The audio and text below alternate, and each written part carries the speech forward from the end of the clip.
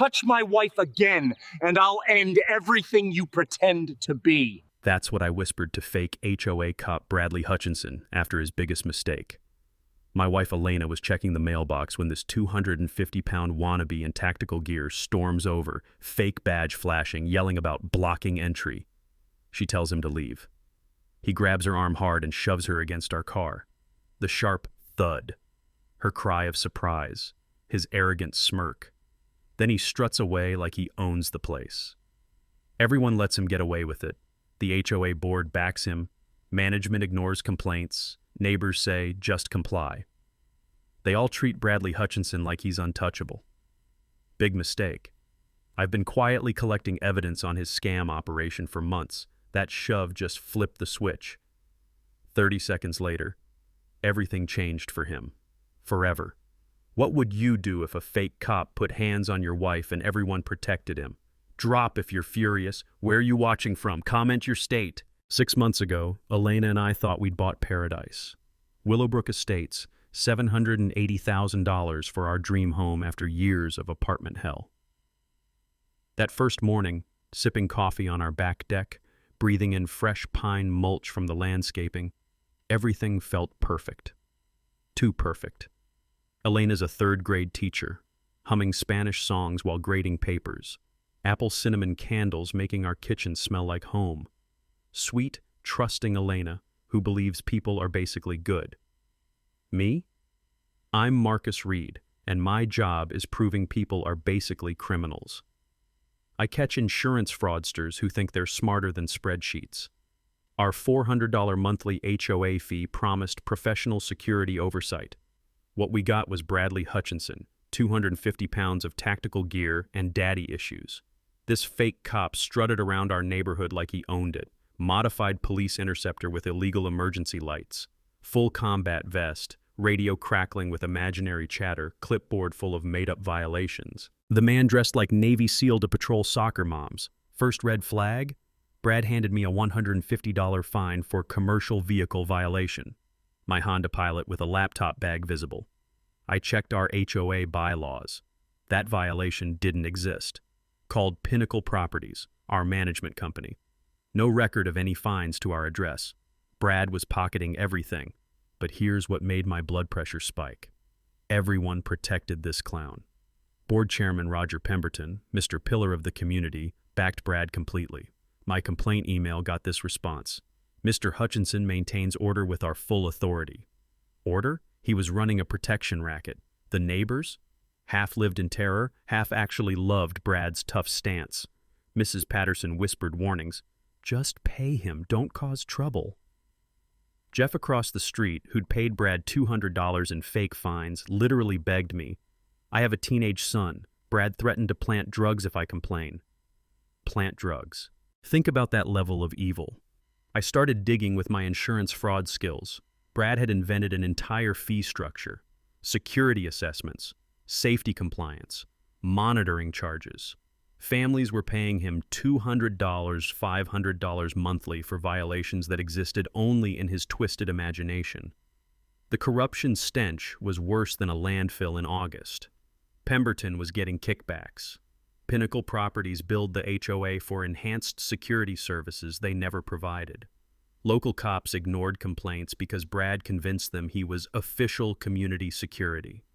Community meetings felt like hostage situations. Brad would stand in back, arms crossed, tactical gear gleaming, while terrified residents nodded at his latest shakedown scheme. The fear in that room was thicker than Elena's morning coffee, but they picked the wrong insurance investigator to scam.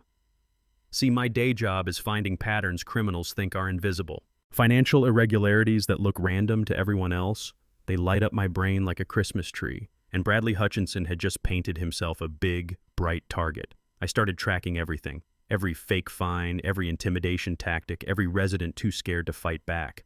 My home office became command central, wall charts, financial analysis, witness statements. Elena thought I was obsessing. Marcus, maybe we should just move, she'd say, stress-baking cookies that filled our kitchen with vanilla anxiety. Move? Hell no. This wasn't about us anymore. This was about 200 families living under the boot of a wannabe dictator with delusions of authority. Kids afraid to play outside because fake cop Brad might hassle their parents. Elderly residents handing over their social security checks to avoid imaginary violations. Elena's right, I am obsessing. But sometimes obsession is just another word for justice with a really good filing system. Brad had no idea he'd just declared war on someone who weaponizes Excel spreadsheets for a living. His little power trip was about to become a masterclass in why you never mess with a data analyst who's got time, patience, and a really good printer. The game was on. 2 weeks after moving in, Brad made his first big mistake. He got greedy. I'm loading groceries when this tactical peacock struts over, clipboard ready, fake badge gleaming in the morning sun. "Sir, I need to discuss your commercial equipment violation." Commercial equipment? I look at my Honda Pilot. There's a laptop bag on the passenger seat. "That's my work computer," I tell him, keeping my voice level. "Residential properties can't have commercial equipment visible from the street." Brad's got this smug smile that makes me want to rearrange his dental work. "That's a $150 violation, payable immediately." Here's where my insurance fraud training kicks in. Back in my early days catching fraudsters, my mentor taught me the golden rule. Always ask for documentation. Real violations come with real paperwork. Scammers hate specifics. "Can I see the specific bylaw section?" I ask. His smile flickers. "I don't carry the full manual. Cash or money order, sir. No receipt, no documentation. Just hand over the money to Officer Wannabe." I pay him in cash, because sometimes you need to feed the beast to understand how hungry it really is. That evening, I pull up our HOA bylaws on my laptop. Page by page, section by section. The smell of Elena's stress-baked oatmeal cookies filling our kitchen while I search for this mysterious violation. My old insurance supervisor used to say that criminal schemes always fall apart when you actually read the fine print. Turns out he was right. Nothing, absolutely nothing about commercial equipment. I call Pinnacle Properties the next morning. "Hi, I need to verify a violation issued to 1247 Maple Drive." Long pause, keyboard clicking. "I'm sorry, sir, we show no violations on file for that address." Bingo. Brad's running a straight-up embezzlement scheme. Time for my first counter-move. I email the HOA board chairman Roger Pemberton laying out the facts. Fake violation, no bylaw support, no company record. Professional, polite, just the evidence. His response arrives within 2 hours. "Mr. Hutchinson operates with full board authority. His security expertise helps maintain our community standards. Perhaps you'd be more comfortable in a neighborhood that doesn't prioritize safety." Translation: shut up and pay the man. But here's where things get really twisted. I decide to test the neighborhood waters, see if other families are getting scammed. Simple intelligence gathering, something I learned investigating insurance rings where multiple people file fake claims. I approach Jeff across the street while he's washing his car. Normal suburban conversation starter. "Hey, you ever get any weird fines from that security guy?" Jeff goes pale, literally drops his car sponge. "Look, Marcus, I don't want any trouble. Just pay whatever Brad asks and keep your head down." "Jeff, the guy's running a scam." "Stop." Jeff grabs my arm, glances around like Brad might materialize from the bushes. "He threatened my son, Tommy. Said if I caused problems, he'd plant drugs in the kid's backpack and call his police buddies." The sound of water running from Jeff's forgotten hose. The smell of car soap mixing with fierce sweat. The sight of a grown man terrified of a fake cop threatening his teenager. Plant drugs on a kid. That's not petty harassment. That's felony-level intimidation. My insurance fraud background taught me that criminals always escalate when their schemes are threatened, but this crosses every line. "How much have you paid him?" I asked quietly. $400 over 3 months. Security fees, maintenance assessments, compliance monitoring. Jeff's voice cracks. "I can't risk my boy's future over HOA disputes." $400. From one neighbor. I start doing the math in my head. If Brad's hitting every family for similar amounts, we're talking serious money. That night, I create a spreadsheet, because that's what data analysts do when we're pissed off. We organize our rage into neat columns and formulas. Column A, neighbor names. Column B, estimated payments. Column C, violation types. Column D, actual bylaw citations. All blank, every single one. Elena finds me at 2 a.m. still typing. "Marcus, you're scaring me. This isn't healthy." The blue glow of my laptop screen illuminating our darkened kitchen. The quiet click of keys as I calculate Brad's monthly take. the bitter taste of cold coffee as I realize the scope of this operation. He's stealing from families who can't fight back, I tell her. Jeff's kid, Mrs. Melanie's retirement money, the Johnsons with their new baby. This isn't about us anymore. Elena sits beside me, her teacher instincts recognizing injustice when she sees it. What can we do? Document everything, build a case, wait for the right moment. I save my spreadsheet with a name that makes me smile. Operation Fake Badge. Brad thinks he's untouchable because the system protects him. The board, the management company, even scared neighbors. Everyone's invested in keeping his little empire running. But they've never dealt with someone who treats criminal investigation like a really interesting puzzle. And Bradley Hutchinson just became my favorite new project. 3 weeks later, Brad proved he wasn't just greedy, he was smart. Dangerously smart. I'm checking my mail when he materializes behind me like some tactical ninja. Morning, Marcus. Heard you've been asking neighbors questions about community security. In the way he says it, casual, almost friendly, sends ice water through my veins. How does he know I talked to Jeff? Just being neighborly, I reply, keeping my voice steady. That's great, neighborly's good. Brad adjusts his tactical vest, radio crackling with fake chatter. But spreading misinformation about our security protocols? That's not neighborly. That's disruptive. Disruptive.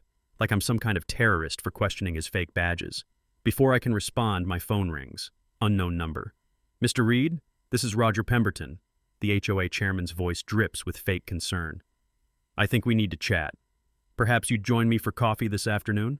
Brad's watching me during this call, that smug smile plastered across his face. He knew Pemberton would call. They coordinated this. 2 hours later, I'm sitting across from Pemberton at Starbucks, watching this silver-haired pillar of the community destroy my faith in humanity. The bitter smell of over-roasted coffee mixing with his expensive cologne. Marcus, I understand you're new to HOA living, he begins, stirring sugar into his latte. But questioning Mr. Hutchinson's authority undermines community safety. His authority to collect money for violations that don't exist? Pemberton's smile never wavers. Brad operates under special arrangements with our management company. Enhanced security protocols require flexibility in enforcement. Flexibility. That's corporate speak for we're all stealing together. I checked with Pinnacle Properties. They have no record of my violation. Different departments, different systems, he waves dismissively. The important thing is maintaining order. Perhaps you'd be happier in a community that doesn't prioritize property values. There it is, the threat wrapped in a smile. Pay up or get out. But here's where my insurance investigator training really pays off. Back when I was hunting Medicare fraudsters, I learned that criminal enterprises always have multiple revenue streams. Brad's fake fines were just the visible part. That evening, I start digging deeper into our community finances. Public HOA records, tax filings, budget reports. Elena's grading papers at the kitchen table while I build a financial picture that makes my blood pressure spike. Our HOA pays Pinnacle Properties $18,000 monthly for enhanced security services. But there's no security company contracted. No guards, no surveillance, no actual services beyond Brad's fake patrol. I cross-reference this with similar communities managed by Pinnacle. Same pattern everywhere. Inflated security billing with no corresponding services. Then comes the mini twist that changes everything. My laptop chimes with an email from an address I don't recognize. Sarah M. Accounting at pinnacleprops.com. Mr. Reed, I saw your inquiry about violation records. We need to talk. Not on company systems. Meet me at Central Park tomorrow, 2 p.m. by the fountain. Come alone. Sarah Martinez. I Google her. Senior accountant at Pinnacle Properties for 8 years. Clean record, no red flags. Why would she risk contacting me? The next afternoon, I find Sarah sitting on a park bench, nervously feeding pigeons. Mid-40s, professional but scared. The sound of children playing in the distance mixed with her whispered confessions. I've been documenting everything for months, she tells me, not making eye contact. The fake security contracts, the money laundering, Brad's percentage cuts. She slides me a manila envelope. Bank records, internal emails, the whole operation. Pinnacle bills HOAs for security services they never provide. Board chairmen get kickbacks for approving the contracts. Brad gets a cut for being the visible enforcement. My hands shake as I flip through documents showing systematic fraud across dozens of communities. This isn't just our neighborhood, it's a criminal enterprise spanning 3 states. Why now? I ask. Because Brad's getting violent. Last month, he broke a teenager's arm for resisting security detention. Family was too scared to report it. Sarah's voice cracks. I have kids, Mr. Reed. This has to stop. The taste of moral outrage mixing with the sweet smell of opportunity. This evidence doesn't just expose Brad, it brings down the entire network. What do you need from me? I ask. Keep building your case. Get more neighbors to document their experiences. When the time's right, we coordinate with law enforcement. She stands to leave. But be careful. If they realize what you're really doing, she doesn't finish the sentence. Doesn't need to. That night, I update my spreadsheet with Sarah's intelligence. The scope is staggering. $2.3 million in fake security billing over 3 years across 47 communities. Elena finds me staring at the numbers. How bad is it? Bad enough to bring down everyone involved. Good enough to change everything. Brad thinks he's just dealing with an annoying neighbor. He has no idea he's about to become the poster child for HOA fraud reform. The assault happened on a Tuesday morning that started like any other, until Brad decided to upgrade from wannabe cop to actual felon. Elena's checking our mailbox, humming some Spanish lullaby, when Brad's ridiculous fake cruiser rolls up like he's responding to a bank robbery. I'm inside making coffee, watching through our kitchen window as this tactical jackass approaches my wife. Ma'am, I need to discuss your husband's terrorist activities, he announces, stepping into Elena's personal space. Terrorist activities. Apparently asking for bylaw citations makes me Osama bin Laden now. Even from 30 feet away, I can see Elena's teacher instincts kick in, the same body language she uses with aggressive parents during conferences. My husband hasn't done anything wrong. Questioning lawful authority is wrong, spreading lies about legitimate security operations. Brad's puffing up his chest like some kind of tactical peacock. That's sedition. Sedition. This mall security reject thinks he's protecting America from my spreadsheet. What lies? Elena steps back, but Brad follows her like a predator. Your husband's been telling neighbors not to comply with official violations. That's obstruction of justice. The smell of my burning coffee mixing with the sound of Brad's fake radio crackling. Elena's trying to de-escalate, but this moron's working from a different playbook. Please step back, Elena says, her teacher voice firm but polite. That's when Bradley Hutchinson makes the career-ending mistake that transforms him from wannabe cop to federal defendant. He grabs Elena's wrist, hard, twists it. You need to understand something, sweetheart. Let go of me, Elena tries to pull away. So naturally, this 250-pound tough guy shoves my 5'4" wife backward into our car, the metallic bang of her body hitting the door, her sharp cry of pain and shock, the sight of red fingerprints already forming on her wrist. I'm moving before Elena hits the ground, the crash of my coffee mug exploding on the floor, the taste of pure rage flooding my mouth, the sound of our front door slamming as I charge outside, ready to introduce Brad's face to my fist. But here's where 15 years of insurance investigation saves me from assault charges. Instead of turning this tactical turd into street pizza, I focus on evidence collection. Elena, are you hurt? Don't move, I need photos first. By the time I'm helping Elena inside, Brad's already strutting back to his fake cruiser like he just saved democracy. The arrogant smirk, the satisfied adjustment of his tactical vest, the casual way he drives off after assaulting someone's wife. I dial 911 with shaking hands. I'd like to report an assault by someone impersonating a police officer. Detective Williams arrives 20 minutes later, middle-aged, professional, clearly tired of HOA drama. Sir, these community disputes usually work better through civil channels. Detective, does this look like a civil dispute? I show him the finger-shaped bruises already blooming on Elena's wrist. My wife was assaulted by someone with no legal authority. Williams takes photos, fills out paperwork, but I can read his expression. Another suburban squabble that'll disappear in court bureaucracy. This Brad Hutchinson, has your HOA board authorized him for enforcement duties? That's the beautiful part, Detective. He has zero authority for anything. 30 minutes after Williams leaves, my phone rings. Pemberton, right on schedule. Marcus, I understand there was an unfortunate misunderstanding this morning. Misunderstanding. Like assault is just a communication breakdown. Your thug grabbed my wife and threw her into a car. Brad was performing community safety duties. Perhaps Elena was uncooperative with security protocols. The victim blaming hits me like a physical slap. These people will defend anything to protect their money machine.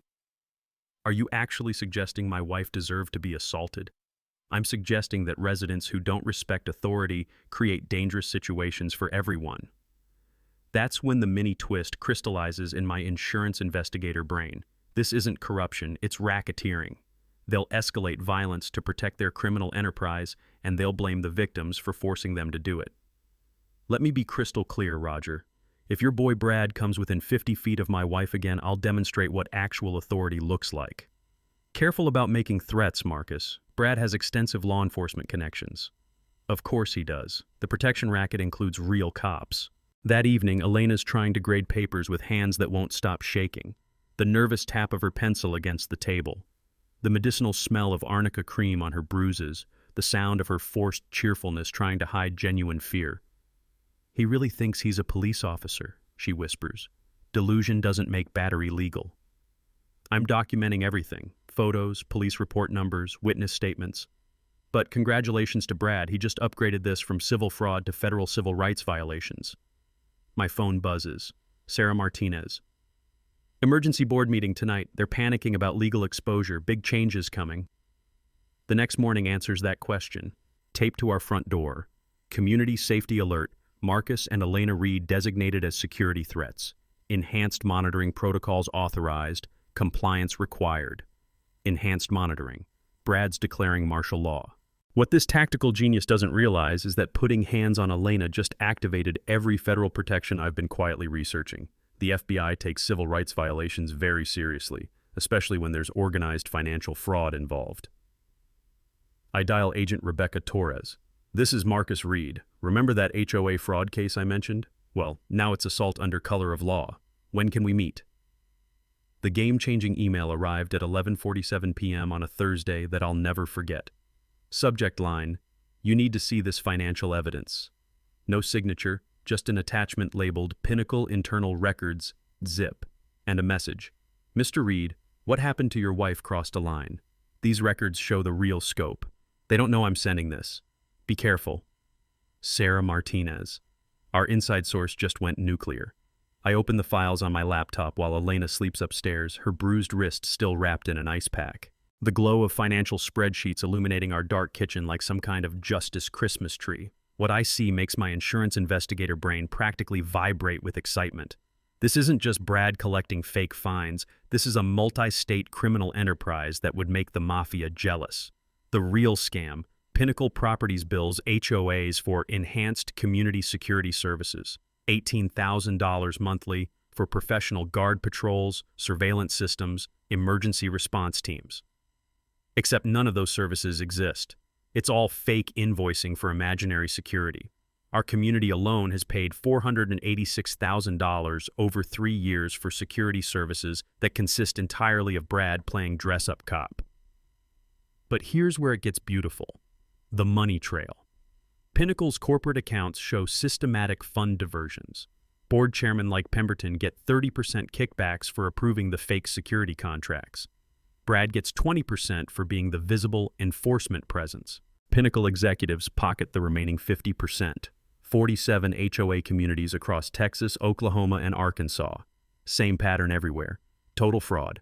$8.2 million over 5 years. I've spent 15 years catching insurance cheats who steal thousands. This operation steals millions. The internal emails make my blood sing with anticipation. From Pemberton to Pinnacle executives. Reed's situation requires immediate resolution. Enhanced enforcement protocols authorized. Whatever Brad needs to do. From Brad to Pemberton. Handled the wife issue today. Sends a message to other troublemakers. Need board support if cops get involved. From Pinnacle CEO to regional managers. Willowbrook generating complaints. Authorize necessary community pressure to resolve. Cannot afford investigation. They're coordinating my family's harassment from corporate boardrooms. But Sarah's intelligence reveals something even more valuable. They're panicking. Internal memos show emergency legal consultations, document retention policies being quietly changed, and contingency plans for operational restructuring. They know they're exposed. They just don't know how exposed. The federal implications make my head spin. mail fraud for fake invoicing across state lines, racketeering for organized criminal enterprise, civil rights violations for systematic harassment, money laundering for concealing proceeds. Each charge carries decades in federal prison. My hands shake as I scroll through bank records showing Brad's personal account receiving regular deposits from Pinnacle's slush funds. This wannabe cop has collected $67,000 over 2 years for terrorizing families. The power dynamic just shifted completely. I'm not fighting some neighborhood bully anymore. I'm hunting a criminal conspiracy with federal prosecutors salivating over this evidence quality. Elena finds me at 3 a.m., still reading financial records. "How bad is it?" she asks, seeing my expression. "Bad enough to destroy everyone involved. Good enough to fund our daughter's college education from the civil settlement." "We're having a daughter?" Elena's eyes light up despite everything. "Hypothetical daughter, but yes, we're going to own these people's assets when this is finished." I save Sarah's evidence to encrypted drives, email copies to secure cloud storage, and prepare the documentation package that'll make FBI agent Torres's year. Brad thinks assaulting Elena was a power move. Really, he just handed me the evidence to bring down an $8.2 million criminal empire. Tomorrow, this stops being a neighborhood dispute and becomes a federal case.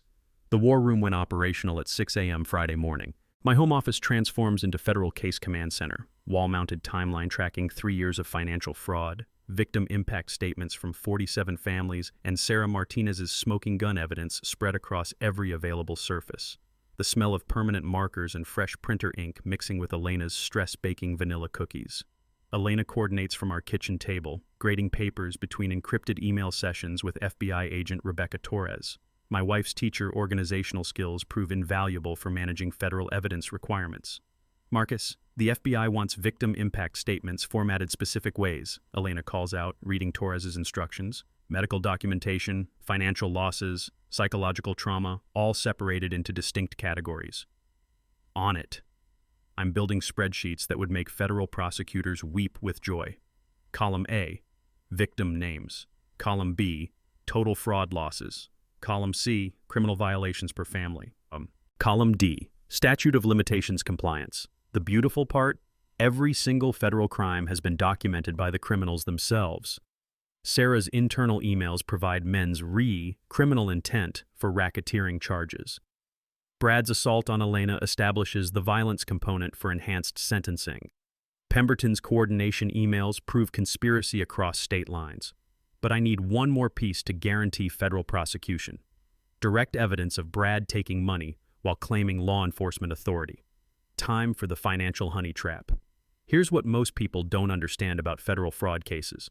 The government needs ironclad evidence of criminal intent. Prosecutors won't move forward on circumstantial cases because defense attorneys will claim everything was just misunderstandings or miscommunication. But if you can record someone explicitly demanding money while claiming fake government authority, that's federal civil rights violation under color of law, and it carries 20-year sentences. I withdraw $500 in sequential bills from our bank, photographing every serial number. When Brad demands his next fake fine payment, I'll hand over marked currency while recording his explicit claims of law enforcement authority. The psychological operation requires letting Brad believe he's winning. I stop questioning his violations, pay his fake fines promptly, and act like a defeated neighbor who's learned his lesson. Brad's narcissistic personality disorder makes him crave submission from people he's intimidated. Elena practices her victim impact testimony while I coordinate federal evidence requirements. Her teacher training helps organize witness statements from neighborhood families. Turns out educators are excellent at documenting systematic bullying. Agent Torres provides unofficial guidance during hypothetical conversations about HOA fraud cases. The FBI has been tracking Pinnacle properties for months based on complaints from other communities. Our evidence package could trigger a multi-state investigation. Federal search warrants require probable cause demonstrations. Thanks to Sarah's financial records, we have documented criminal activity spanning 5 years across 3 states.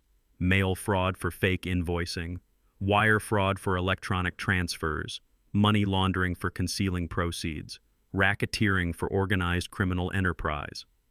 But the technical details that really excite my inner data analyst involve civil asset forfeiture laws. When federal prosecutors prove criminal enterprises, they can seize all proceeds and assets connected to the crimes. Brad's house, cars, bank accounts, everything purchased with stolen money becomes government property. The irony tastes sweeter than Elena's chocolate chip cookies. This wannabe cop who terrorizes families will lose everything he owns to actual federal law enforcement. Media coordination requires delicate timing. Investigative reporter David Kim at Channel 9 has been tracking HOA abuse patterns statewide. Our case provides the flagship story for broader reform movement, but premature publicity could compromise federal arrests. The trap timing depends on Brad's psychological patterns. He demands payments every 2 weeks, always in person, always with explicit threats about his law enforcement authority. Perfect for recording criminal admissions. Elena's medical documentation strengthens the civil rights case. Her bruised wrist photographs, emergency room records from her stress-induced panic attack, and physician statements about harassment-related health impacts establish the physical harm component for enhanced federal charges. Sarah Martinez provides real-time intelligence about Pinnacle's internal panic. Emergency board meetings, legal consultations, document destruction policies, all evidence of consciousness of guilt that federal prosecutors love. The community documentation reveals systematic targeting of minorities, young professionals, and anyone who questions authority. Brad's enforcement patterns show clear discriminatory intent, elevating this from simple fraud to federal civil rights violations. My insurance fraud background taught me that criminals always have contingency plans. Brad and Pemberton will try to blame everything on misunderstandings or unauthorized actions. But Sarah's emails prove coordinated criminal intent from corporate executives down to neighborhood enforcers. The psychological preparation involves staying calm during Brad's final power plays. He'll escalate threats and harassment as he senses something changing. My job is documenting everything while appearing defeated and compliant. Elena arranges temporary housing with her sister during the evidence-gathering finale. If Brad realizes we're building a federal case, the violence could escalate beyond simple assault. 24 hours from now, Bradley Hutchinson goes from neighborhood bully to federal defendant. He just doesn't know it yet. The marked money sits in my wallet, serial numbers memorized, recording equipment tested and ready. Time to catch a fake cop. Brad's final power trip began with a community-wide email that made my insurance investigator brain practically dance with joy. Subject: enhanced security protocols, mandatory compliance. Effective immediately. All Willowbrook residents must register visitor information 48 hours in advance. Vehicle inspections will be conducted weekly. Failure to comply will result in immediate enforcement action. These federal security guidelines are non-negotiable. Community Protection Officer B. Hutchinson. Federal Security Guidelines. This mall security reject actually believes he works for Homeland Security now. The email lands in 47 family inboxes, triggering exactly the panicked response Brad craves. Within hours, neighbors are calling each other, asking if they should really register their pizza delivery guys with wannabe cop Brad. Perfect timing for my marked money operation. I wait exactly 3 days, long enough for Brad's ego to reach maximum inflation, before violating his new landscaping regulations. I leave my rake visible in our driveway overnight, technically creating the unsecured equipment violation that Brad's been dying to enforce. Tuesday morning, 8 a.m. sharp, the tactical peacock waddles over with his clipboard of manufactured authority. "Mr. Reed, I see you're testing our new compliance standards," he announces, adjusting his fake radio like he's coordinating with SWAT teams. "Sorry about the rake. I forgot it was outside." I'm wearing the wire that Agent Torres provided, recording every word of this federal crime in progress. Landscaping equipment violations are serious safety hazards. Brad's puffing up like some kind of tactical blowfish. That's a $300 fine, payable immediately. $300. His greed keeps escalating. "That seems like a lot for leaving a rake out," I say, baiting him into explicit admissions. My authority comes directly from federal community security mandates. When I issue a violation, that's the same as if a police officer wrote you a ticket. Beautiful. Direct claims of law enforcement authority while demanding money. Federal prosecutors dream about evidence this clean. I hand over the marked bills, sequential 20s with photographed serial numbers, while my hidden camera captures everything. Brad doesn't provide a receipt, naturally, because receipts leave paper trails that connect to official HOA accounting. "Just so I understand," I continue recording, "you're saying your authority is the same as real police officers?" "Real police officers?" Brad's voice carries that dangerous edge that means his fantasy is being challenged. Son, I have more training and community knowledge than most badge-wearing bureaucrats. I protect this neighborhood from elements they can't even identify. Elements, his code word for anyone who questions his authority. Well, I appreciate you keeping us safe, I tell him, playing the defeated neighbor role perfectly. Brad struts back to his fake cruiser, $300 richer and completely unaware that he just committed multiple federal felonies on camera. The mini twist comes 6 hours later when Pemberton calls with barely controlled panic in his voice. Marcus, I understand Brad had to issue another violation today. Yes, sir. Landscaping equipment. I'm playing obedient resident while Agent Torres traces Pemberton's call from the FBI field office. Good. Compliance with community standards is essential. Pemberton's voice sounds strained, like he's reading from a script. But I want you to know that some residents have been asking questions about our security arrangements. Some residents. Translation. Federal investigators have been making inquiries. What kind of questions? Official questions, from people who don't understand community security requirements. Long pause. If anyone contacts you about Brad's work, you should refer them to me immediately, for everyone's protection. Everyone's protection. Sure, Roger. Protect that criminal enterprise. Of course. I wouldn't want to cause any problems. Smart man. Oh, and Marcus? Your family's compliance record has been noted. Good neighbors get rewarded in this community. The threat wrapped in fake praise. Classic organized crime intimidation. After Pemberton hangs up, I call Agent Torres with the update. They know federal investigators are asking questions. Perfect, Torres replies. Panic makes criminals sloppy. How did the recorded transaction go? Brad claimed law enforcement authority while taking marked money. Everything's documented. Outstanding. We're coordinating arrest warrants with the U.S. Attorney's Office, probably 72 hours. 48 hours until Brad's fake cop fantasy becomes a federal prison reality. That evening, Elena returns from her sister's house to help with final evidence organization. The smell of her nervous chamomile tea mixing with the sound of our printer working overtime, producing witness statements and financial documentation for federal prosecutors. How much longer, she asks, watching me organize evidence folders. Soon, very soon, I show her the marked bills, serial numbers, and FBI evidence bags. Brad just bought himself a federal conviction. The irony tastes better than Elena's victory cookies. This wannabe cop who terrorized our neighborhood will soon discover what real law enforcement looks like from the defendant's table. Brad's final mistake began with an email that read like a wannabe dictator's fever dream. Mandatory community meeting, Friday 7 p.m., Community Center. All residents must attend emergency session addressing security threats.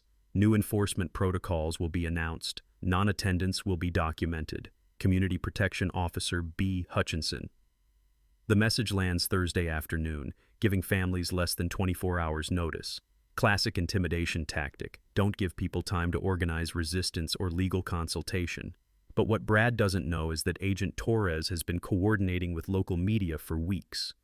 This mandatory meeting just became the perfect stage for his very public federal arrest. Elena and I spend Thursday evening doing final evidence preparation, while Sarah Martinez provides real-time intelligence from inside Pinnacle Properties. Her encrypted messages paint a picture of criminal enterprise in full panic mode. Emergency legal consultation today. Executives discussing operational restructuring and liability mitigation. Pemberton demanding immediate resolution of Willowbrook situation. Brad authorized for enhanced community pressure. Enhanced community pressure. Corporate executives authorizing a mall security guard to terrorize families. Document destruction policies quietly updated. Email retention reduced from 7 years to 6 months. Suspicious financial records being moved to offshore accounts. The consciousness of guilt evidence keeps piling up like Christmas presents for federal prosecutors. Friday morning brings the mini twist that transforms everything. Agent Torres calls with news that makes my insurance investigator heart sing. Marcus, we just got cooperation from 3 other communities with identical Pinnacle fraud patterns. Houston, Little Rock, and Tulsa all have documented evidence of the same security billing scam. Your case triggered a multi-state federal investigation. Multi-state federal investigation. Those words taste like justice wrapped in karma. How many total communities affected? 67 across 4 states. Conservative estimate, $12.3 million in fraud over 6 years. Your evidence quality convinced prosecutors this is worth major federal resources. $12 million. Brad and Pemberton graduated from neighborhood bullies to major federal defendants. What's the arrest timeline? Tonight, during Brad's community meeting, we'll have media present for maximum deterrent effect. Other HOA criminals need to see consequences. The afternoon brings Brad's pre-meeting intimidation tour. He visits houses throughout our neighborhood, reminding residents about mandatory attendance and serious consequences for troublemakers. When he knocks on our door at 4 p.m., I'm ready with final recorded evidence. "Mr. Reed, I trust you'll be attending tonight's security briefing," he announces, standing on our porch like some kind of tactical emperor. "Wouldn't miss it," I reply, recording every word. "Good, because tonight we're implementing new protocols for dealing with disruptive elements." His hand rests casually on his fake police baton. Residents need to understand what happens when community authority is challenged. What happens? Direct threats of violence for questioning his imaginary authority. "I understand completely," I tell him. "Whatever you think is best for community safety." Brad's satisfied smile reveals everything about his personality disorder. He genuinely believes terrorizing families makes him a hero protecting suburban paradise. Smart man. "Oh, and bring Elena. She needs to hear these new guidelines." Elena. He's still fixated on the woman he assaulted, still believing he has authority over our family. 6 p.m. arrives with news crews positioning outside our community center. Channel 9's David Kim coordinates with FBI Media Relations for live coverage of federal arrests. The story will broadcast statewide as "Massive HOA Fraud Ring Exposed." Elena and I arrive early, taking seats near the back where we can document everything. The smell of institutional coffee mixing with community tension as 73 residents pack folding chairs, most looking confused and scared. Brad enters like a conquering general, full tactical gear, multiple radios, fake badge prominently displayed. He's brought a PowerPoint presentation titled "Enhanced Community Protection Protocols." "Ladies and gentlemen," he begins, standing at the front like some kind of military commander, "tonight we address serious threats to our community safety." The presentation reveals the depth of his delusions, slides about internal security risks, residential surveillance requirements, and compliance enforcement escalation. His target list includes our family, the Johnsons, who questioned parking violations, and Mrs. Melanie, who complained about excessive fees. Brad's systematically identifying residents for enhanced harassment. "The Reed family has been designated as Priority 1 security concerns," he announces, clicking to a slide with our house photo. "Their pattern of questioning lawful authority represents clear and present danger to community stability." Clear and present danger. This wannabe cop thinks we're enemy combatants. Therefore, enhanced monitoring protocols are now authorized for Priority 1 households. Agent Torres texts from outside. "Teams in position. As soon as he makes demands for money or claims law enforcement authority, we move." Brad clicks to his final slide. "Special assessment fees for enhanced security monitoring.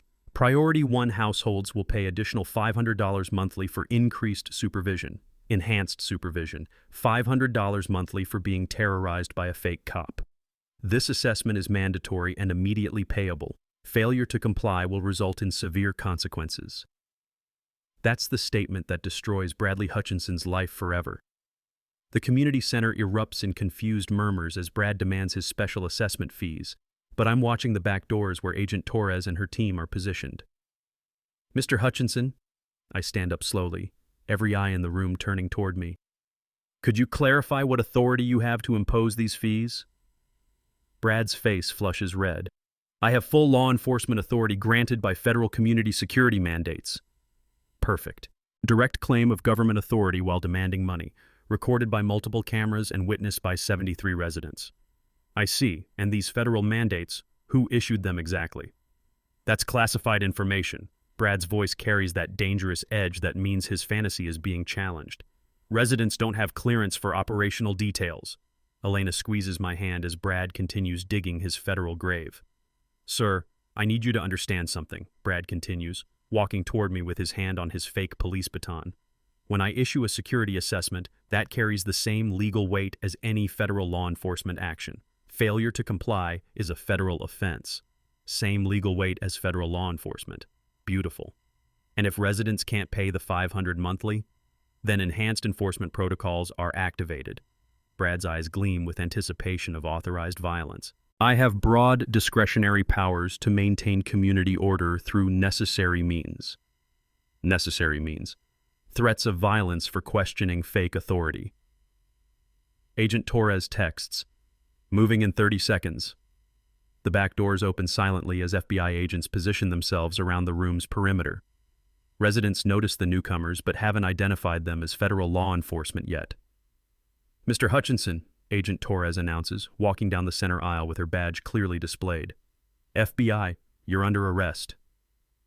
The silence in that room could have powered our entire neighborhood. 73 residents watching their wannabe protector's face drain of all color as real federal agents surround him. There must be some mistake, Brad stammers, his tactical bravado evaporating like morning dew. I'm a federal security officer. No, sir. You're a mall security guard who's been impersonating law enforcement while extorting money from families. Agent Torres approaches with handcuffs ready. Bradley Hutchinson, you're under arrest for conspiracy to commit racketeering, mail fraud, wire fraud, extortion under color of law, and civil rights violations. Brad tries to run, actually tries to escape through a room full of federal agents like some kind of tactical action hero. 2 steps toward the emergency exit before Agent Martinez drops him with a textbook tackle that sends his fake radio skittering across the linoleum. The handcuffs clicking shut echo through the stunned silence. You can't do this, Brad screams as they lift him up. I have authority. I protect this community. The only authority you had was what these people gave you out of fear, Torres replies, reading him his Miranda rights. And that ends tonight. As if on cue, the front doors open and more FBI agents escort Roger Pemberton into the room. Our distinguished board chairman looks significantly less distinguished in federal handcuffs. Roger Pemberton, you're also under arrest for conspiracy to commit racketeering and money laundering. The residents are starting to understand that their respected community leader has been coordinating criminal enterprise with the wannabe cop they hired to protect them. Elena stands up, approaching the microphone at the front of the room. My name is Elena Reed, and for months I've watched this community live in fear of a man with no legal authority whatsoever. Her teacher voice carries across the stunned room. Today we learned that fear was exactly what they wanted. Fear keeps people from asking questions. Fear keeps people from demanding receipts. Fear keeps people from calling the real police when they're being victimized. The applause starts slowly, then builds as residents realize they're finally free from Brad's reign of terror. Mrs. Melanie, you don't owe anyone $500 for security monitoring. Mr. Johnson, your parking violations were invented to steal your money. The Rodriguez family, those safety assessments were pure fiction. Agent Torres signals to the media crew positioned outside, and Channel 9's cameras begin broadcasting live coverage of the arrests. David Kim's voice carries across the parking lot. Massive HOA fraud ring exposed in suburban Willowbrook community. Brad's final humiliation comes as federal agents confiscate his tactical gear as evidence.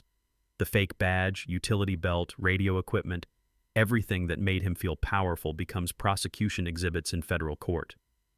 This is wrong, he shouts as they escort him toward the exit. These people need protection. Without me, this neighborhood will fall apart. Protection. The delusion persists even in handcuffs. As the patrol car doors slam shut, 73 residents begin the slow process of understanding they've been victims of organized crime disguised as community security. The taste of justice mixed with the sound of freedom. No more tactical boots on asphalt, no more fake radio chatter, no more families afraid to check their own mailboxes. Bradley Hutchinson's fake cop fantasy just became a very real federal prison sentence. 8 months later, justice tastes even sweeter than Elena's victory celebration cookies. Brad got 5 years federal prison plus 3 years supervised release. The judge wasn't impressed with his community protection defense. Turns out federal prosecutors frown on mall security guards who terrorize families while claiming government authority. His sentencing hearing provided one final moment of beautiful irony. This wannabe cop begging actual federal officers for mercy. Pemberton received 4 years for conspiracy and money laundering. Our distinguished board chairman looked considerably less distinguished in federal prison orange, especially after prosecutors revealed his $340,000 personal kickbacks from the scheme. Pinnacle Properties settled for $8.7 million in federal penalties and victim restitution. The company underwent complete corporate restructuring with new management specifically trained in, get this, legal HOA operations. Elena and I received $127,000 from the Victim Restitution Fund, enough to finish our basement renovation and start the college fund for our hypothetical daughter. Elena's stress-induced health issues resolved completely once Brad's tactical boots stopped threatening our daily peace. The professional recognition continues surprising us. The FBI featured my investigation methodology in their white-collar crime training manual, specifically the section on financial pattern analysis in organized HOA fraud. Agent Torres jokes that my evidence organization skills put most federal prosecutors to shame. Elena received the State Teachers Union Community Courage Award for standing up to systematic bullying. Her acceptance speech about protecting families from neighborhood predators brought down the house and inspired 3 other communities to investigate their own suspicious HOA enforcement. Sarah Martinez, our inside whistleblower, received $400,000 in federal reward money and immediately hired by the FBI Financial Crimes Unit.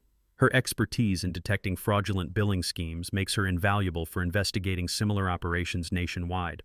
The ripple effects keep expanding beyond our neighborhood.